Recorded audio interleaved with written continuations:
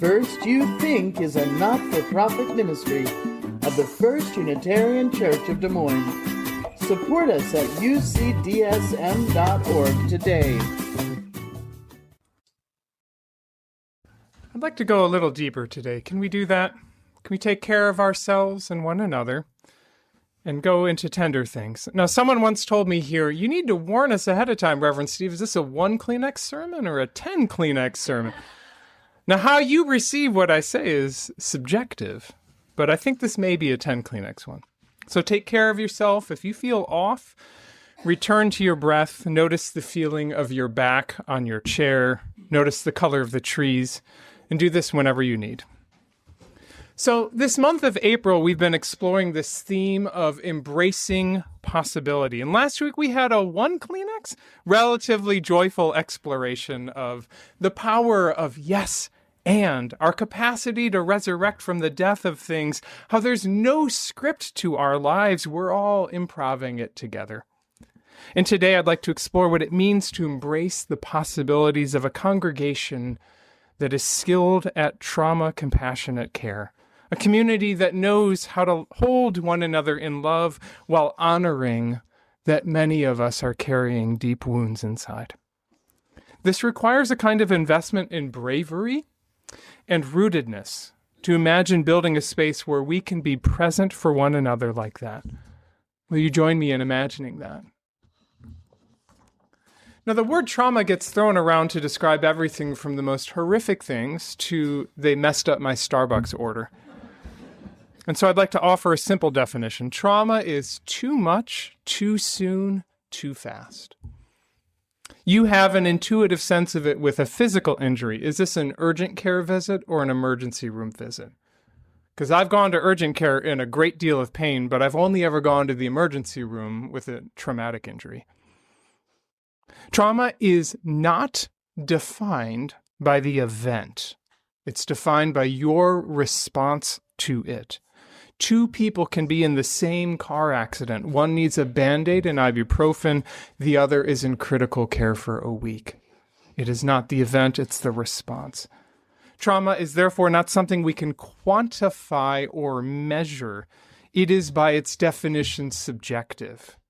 The same experience is not great for this person and experienced as trauma for this person.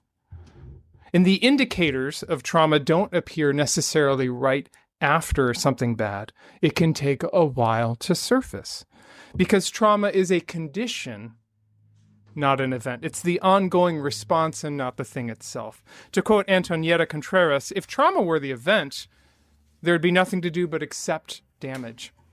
If trauma were the memory, forgetting would be the only solution. If trauma were the reaction, suppressing the symptoms would be the goal. But a traumatic wound is not resolved by addressing only one of these elements. Healing is not about erasing the past or controlling the body or building an identity around being broken. It is about identifying what keeps the wound from closing and attending to that. And I want to be honest with you all because this has taken me years to understand. Like many folks raised with scientific reasoning, I assumed trauma was quantifiable and objective. I assumed there was a wing of the American Psychological Association busy categorizing experiences. This is unpleasant, but this is adverse, and this is trauma.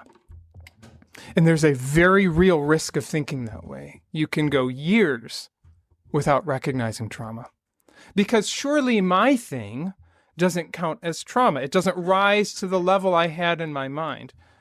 And let me say, sometimes just being with someone else who is experiencing trauma produces what they call secondary or vicarious trauma.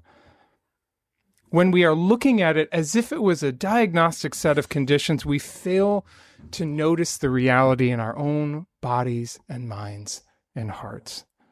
Even when my life was flashing neon lights that said, this is trauma. For example, I couldn't sleep, I was having panic attacks, I was self-medicating. Even then, surely my thing did not count as trauma. And besides, I hadn't experienced the moment as traumatic. But again, trauma is not about the event, it's about your reaction, however long that takes. According to the National Institutes of Health, about 90% of us have been exposed to traumatic events. They would say that 8% of us carry PTSD, post-traumatic stress disorder, from those experiences, though I suspect that number is way higher. Every time I'm at this pulpit, I assume that I'm looking at a third of the room coming in with trauma. Trauma affects the way we behave. Internally, in your own world, you may find yourself lost in flashbacks to the event, or having persistent nightmares, or feeling hypervigilant that you need to stay on guard. You may have insomnia. You may be poring over in your head what you should have done differently. You may find yourself overwhelmed with an intrusive thought. Now, those are symptoms that are in your internal world. In the external world, you may be vigilantly avoiding those things that remind you of your trigger. In a church community, for example, someone who was hurt by a past religious experience may have complicated feelings about coming to church. Someone who has learned to distrust a man in authority may have a complicated feeling about a minister like me. You may feel a kind of numbness when everyone else appears to be feeling joy. You may have a hard time concentrating when everyone else seems focused. You may have difficulty trusting others. And for those reasons, you may find yourself isolating from others or turning to substances to numb these symptoms. Trauma also shows up unconsciously. Sometimes a person will find themselves really irritable or upset, and they can't name why, but the body remembers, the body keeps the score. The body is remembering that this was the time of the year when the bad thing happened. This was the same smell of freshly baked bread in the room. In our children's story, which I cry every single time, Big Bear had a traumatic response to the triggers of fire and smoke. Hold on one second.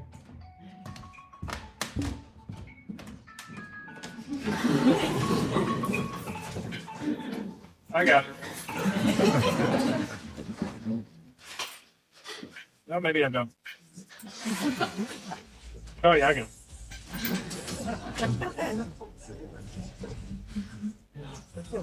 Do not disturb. Here. Okay. Can't take that call right now. Okay.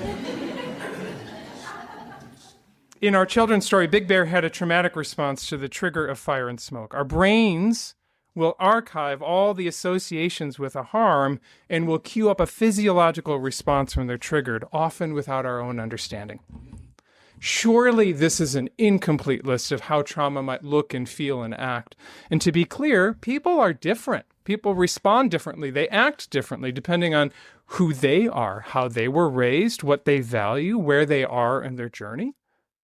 But I wanted to share all that because when we think about it, we're in a community of over 300 members and friends and visitors, and we realize that sometimes in a community like this, you will get a response from someone else that feels out of place, out of character with the other energies in the room.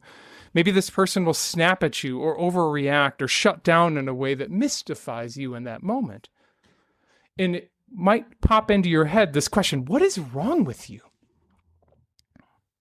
What I've tried to learn over the years is to replace what is wrong with you with what happened to you. Because what is wrong with you assumes that everyone has the same lovely, safe, stable life, and this person is for no reason popping off at you. But what happened to you? Well, that assumes that everyone is trying to bring their best self to the world, but we're coming at it from different experiences, different frameworks. And if I can get to what happened to you, I don't want to say that out loud. I don't want to stay there. I want to move to the real question. You sound upset. How can I support you? What happened to you is stuck at pity and, frankly, a little bit of condescension. How can I support you? Well, that's empathy. That's love. Can I give you a story of how this all shows up in real life? So the parent was called into a meeting with the teacher after the 7-year-old had absolutely destroyed the classroom in a massive tantrum. The teacher, still very much activated, was listing all the very reasonable things that they had done to intervene, carefully documenting how crazy and out of line and disrespectful and dangerous this child's behavior was. It was as if the teacher was seeking the parent's affirmation that I did all the right things, and yet despite all my good teaching practices, your child still destroyed their room. Now, in this event, the teacher had caught the parent on a good day because that parent returned to their breath and then made sure they were emotionally regulated. And then I think they said something like this: I am so sorry that your classroom was upended like this. It is really hard to have a well-planned lesson literally thrown out the window and figuratively. I know it must have been scary for you and the other students in the room. I will stick around. I will help you put the room back together. I will purchase whatever supplies were broken, but I want to lead with, I'm sorry this happened. And I want to say that I hear you. You're a good teacher who did everything you were supposed to do. For a student to pop off like this, given all of your good teaching practices, well, you'd have to assume that they had some pretty significant struggles. As you know, this child has an individualized education plan for emotional and behavioral dysregulation. This is emotional and behavioral dysregulation. And I want you to imagine that to be so young and so dysregulated, perhaps that child had some terrible experiences in their life. So if you're looking for me in this moment to affirm that no child in their right mind would act like this, okay, but perhaps this small child is not in their right mind. And if you think about that, I hope it sparks a curiosity for you that would grow into compassion. Now, you need to keep your classroom safe. I support that. But I want to invite you into a deeper understanding of this child's complexity. It's a trauma-compassionate conversation. You never know what's going on in another person's life. That's probably the greatest lesson my father taught me. You have no idea what's going on in someone else's life besides the part they show you. Gosh, isn't that powerful wisdom? Thanks, Dad. There are some things I can see. If you just had knee surgery, I can see it. Suddenly you have a knee brace, you have a walking cane. Your gait is noticeably different than it was last week. You are, after all, healing from an operation that took your leg apart and back together again. I'm not just going to grab your shoulder and say, come on, let's go for a jog. You will fall painfully. But trauma is an invisible wound. You don't spot it by looking at someone. Embracing the possibility of a trauma-compassionate church, embracing the possibility that we meet one another exactly where we're at, knowing that there's so much more to one another's stories than we'll ever know. In these last 8 months, I've sat in enough living rooms and heard enough stories of just heartbreaking trauma to tell you that you do not know who is carrying these wounds. They are not readily seen. And so we know and honor this truth that in the room we are carrying so much. And we embrace the possibility that we can be present for one another in tenderness and in love. After all, our Unitarian Universalist practice is rooted in love. It is at the center of our values. And our own mission begins with the promise to love radically. There are a billion definitions of love. I'll start with this one. To love someone means I see you and I honor you exactly where you are. It's not let me fix you. It's not you are bumming me out with your sorrow. Love sounds like how could anyone ever tell you that you were anything less than beautiful? How could anyone ever tell you you were less than whole? And this love sounds like all noble, but it's hard work. It is hard to abide with someone else's pain. We don't learn it in school. We do learn long division and how to say the Pledge of Allegiance or how to tie our shoes. But what we did learn, many of us, is to feel uncomfortable when someone else is upset. I've thought about that for a while, and I think it starts out benignly. I think for all the right reasons, we model compassion to our littlest ones. We say, do you see that your brother is sad? Go give him a hug. That's good. I think that's a good impulse to teach little ones. But as we grow up, that impulse morphs into something else. It's a sense of being personally responsible for helping this other person feel better. if they share their grief or worry or discomfort. It's often an implicit, unseen kind of feeling. It's I should say something in this moment to make you feel different than this. That's a kind instinct. I don't want to mock that. I think it's born with, I can see you're hurting and I care about you and I want you to not hurt. Some things are simple. I can see you're hungry. Let me share my sandwich. But many things are complex. I can see that you are grieving a major loss. And I can, oh God, what can I do? Have you tried yoga? It's not what's needed in that moment. Being present with someone else's discomfort requires a very specific skill that we don't learn in school. We do learn the capitals of the states, but we rarely learn this, the skill of self-differentiation. Our ability to maintain our own sense of self and thoughts and feelings while being emotionally connected to another person. Self-differentiation means that I can be present with you in your grief without taking it on as my grief. I can walk with you on your path and know that this is not my path. If I make your path mine in that moment of grief, I don't want this grief. I didn't have it 5 minutes ago. I will impulsively try to fix or solve or save us both from it as quickly as I can. But if I can differentiate and understand this is your path, I can be present for you and I can hold a sacred space with you. Every profession requires some element of self-differentiation. I don't know how you would survive a week at McDonald's, but certain professions like social workers and therapists and ministers and medical professionals require it. If you want to meet self-differentiation incarnate, hang out with an oncology nurse or a hospital chaplain who abide with others in their most painful grief 50 hours a week. Self-differentiation is a skill. It's not an attribute like being bald. That was not written. It is a skill that we build and it comes and goes. You might have a great ability to be calm with this person and this kind of grief, but you may be easily spun out with this person or that kind of challenge. It's okay to notice in this second situation, oh, I've stopped being myself here. I've stopped being regulated. I'm going to need to pause this conversation. Because if we are to embrace this possibility of loving radically, then trauma compassionate care is self-differentiated. When you are present for someone who is navigating their trauma, you must be able to be fully in your own body and in your own feelings when they aren't. That's loving.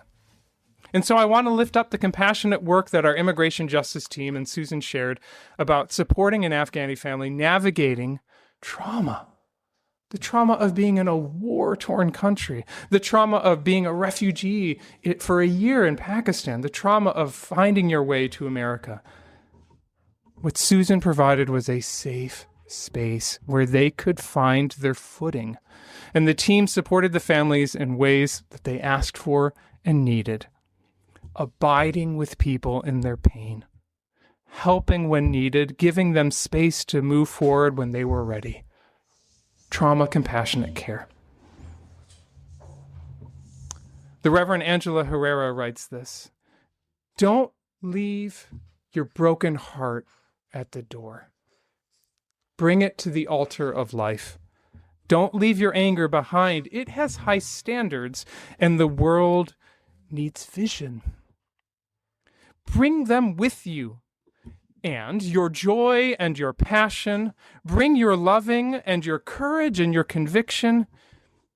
Bring your need for healing and your power to heal.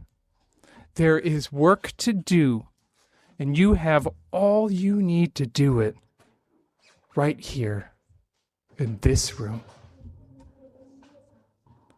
Dear ones, you and I are not here in a medical or psychological capacity to heal one another in that way. What we can offer instead is something far more precious and priceless: the capacity to look into one another's eyes and see wholeness, to see worth and dignity, to see one another's loved and loving nature.